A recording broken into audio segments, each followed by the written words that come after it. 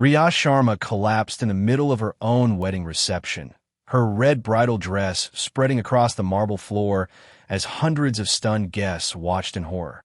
While Arjun Malhotra stood frozen beside her, and his mother, Meera Malhotra, remained eerily calm in the glittering banquet hall of Toronto. Just minutes earlier, the room had been filled with music, laughter, and celebration. No one knew that a deadly secret had already been poured into a ceremonial glass, turning a dream wedding into a calculated crime scene that would expose betrayal, greed, and a conspiracy hiding behind smiling family photographs. The wedding reception in Toronto was designed to look like a royal celebration. The banquet hall shimmered under layers of golden lights that reflected off crystal chandeliers hanging from the high ceiling. Round tables were covered in ivory silk cloth, each decorated with tall centerpieces of red roses and white lilies. A soft fragrance of fresh flowers mixed with the rich aroma of Indian dishes being served from long buffet counters. Guests moved around in colorful traditional outfits, their laughter blending with the beat of doll drums and modern music played by the DJ. Riya Sharma sat at the center stage beside her new husband, Arjun Malhotra. Her deep red bridal lehenga was heavy with embroidery, and intricate henna designs covered her hands.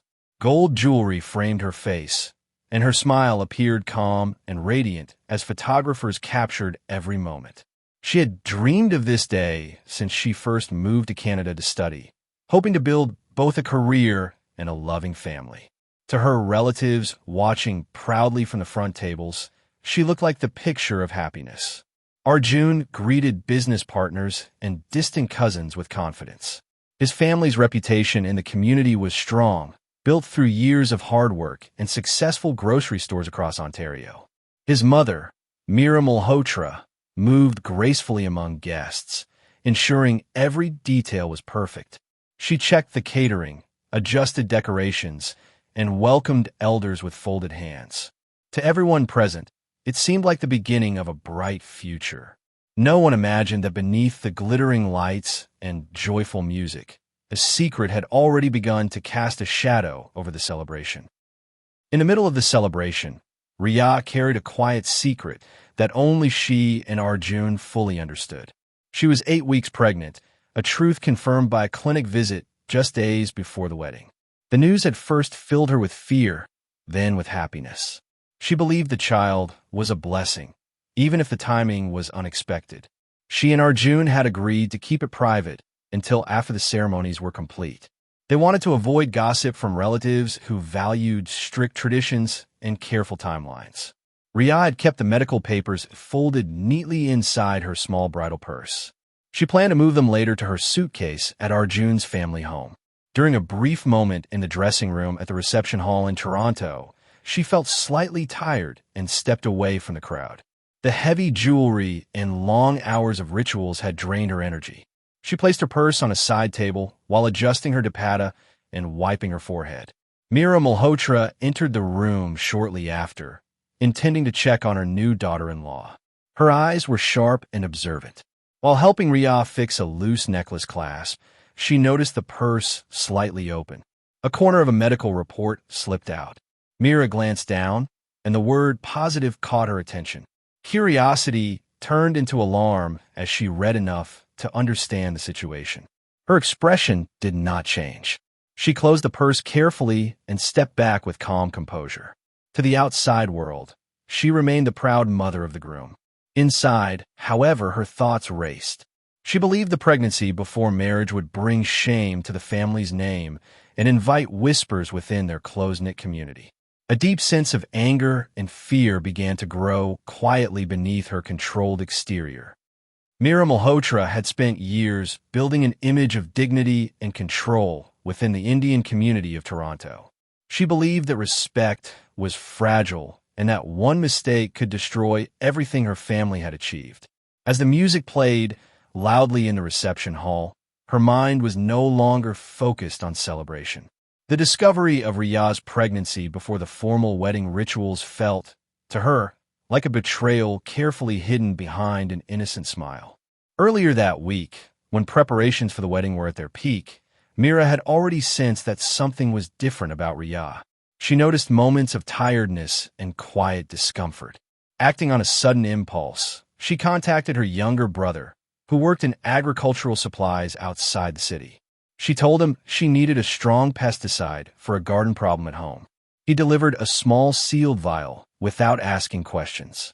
At the time, Mira had not fully formed a plan, but she kept the vial hidden in her personal drawer, telling herself it was only a precaution. Now, standing inside the glittering banquet hall, she felt her thoughts harden into decision. Waiters moved between tables carrying trays of colorful drinks and desserts. On the main stage, a traditional ritual required a special sweet lassie to be served to the bride and groom in decorated silver glasses. The crowd cheered as the glasses were placed on a nearby serving table. Mira stepped forward calmly, adjusting her shawl as if checking the arrangements.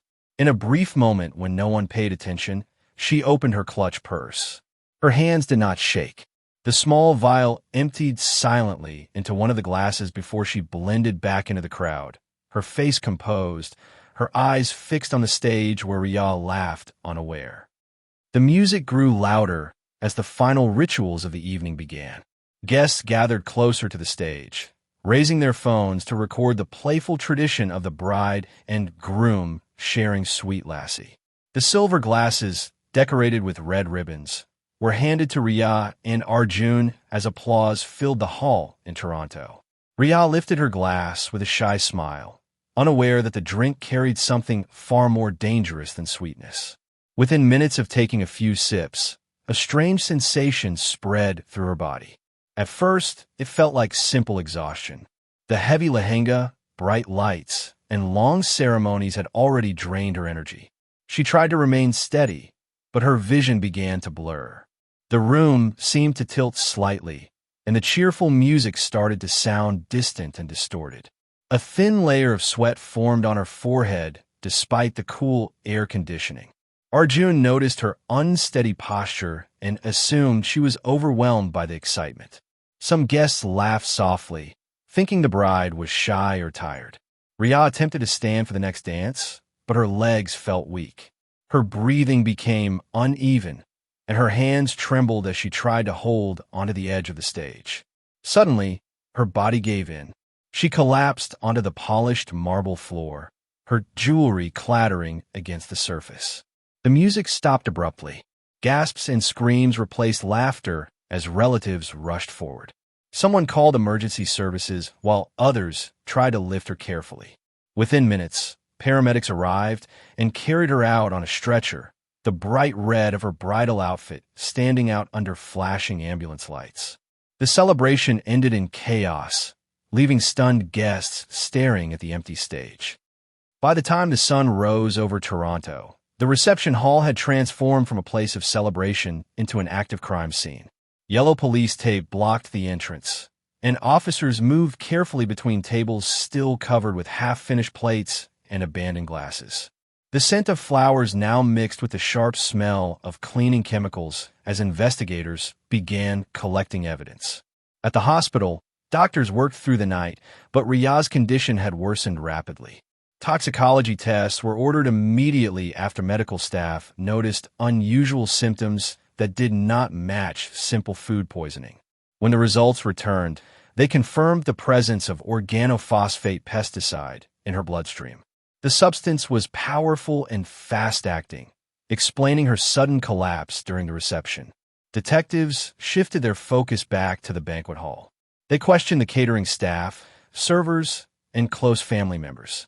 Each person described the same moment: Riya drinking the ceremonial lassie before falling to the floor.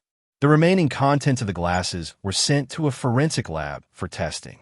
Traces of the same pesticide were found in the bride's glass, while the groom's drink showed no contamination. Security footage from inside the hall was carefully reviewed. Cameras captured Mira Malhotra standing near the drinks table shortly before the glasses were handed to the couple. Although the footage did not clearly show her adding anything, the timing raised serious concerns.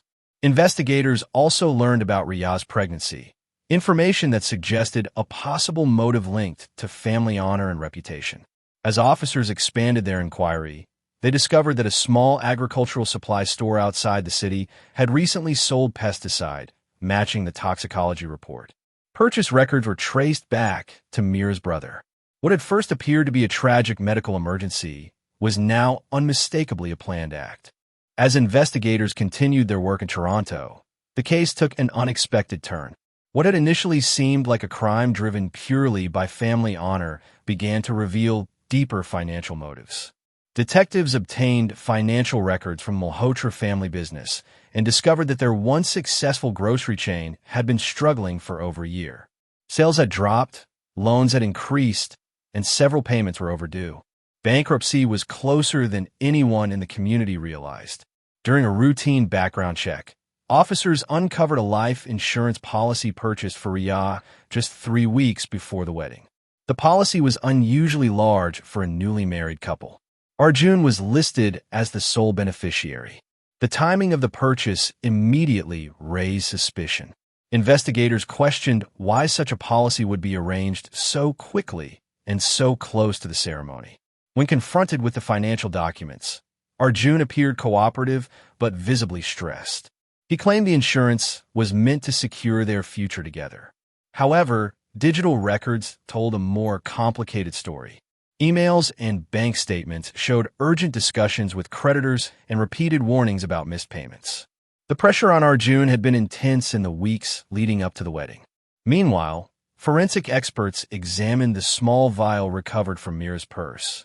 The pesticide inside matched the substance found in Riya's system. More troubling was the fingerprint analysis. While Mira's prints were clearly present, partial fingerprints belonging to Arjun were also detected on the glass surface. The investigation now pointed toward possible collaboration. Phone records revealed multiple calls exchanged between mother and son on the day of the wedding, including several just minutes before the lassie ceremony. The tragedy was no longer centered on one person's anger. It appeared to be a calculated plan shaped by fear, pride, and financial desperation. The trial began months later in a crowded courtroom in Toronto. Media outlets filled the benches behind the victim's family, reporting every development of the case. What had started as a joyful wedding had become one of the most shocking crimes in the local community. Prosecutors presented the case as a carefully planned conspiracy between Mira and her son, Arjun. Forensic experts testified about the pesticide found in Riya's bloodstream and a matching substance discovered inside the vial taken from Mira's purse.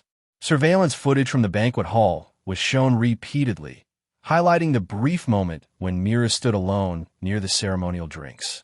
Phone records displayed a pattern of calls exchanged between mother and son throughout the reception. Financial analysts explained the serious debt facing the family business and the unusually large life insurance policy taken out in Riya's name shortly before the wedding.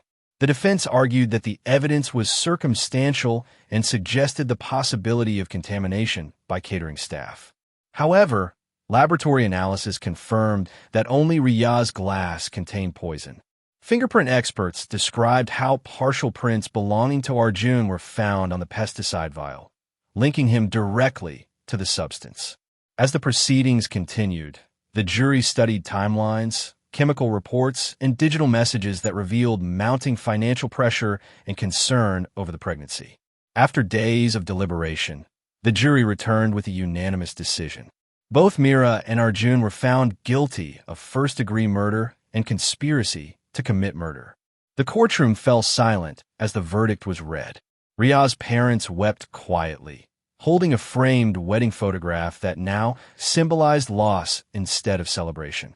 The judge later sentenced both mother and son to life imprisonment, closing the legal chapter of a tragedy that began under bright wedding lights.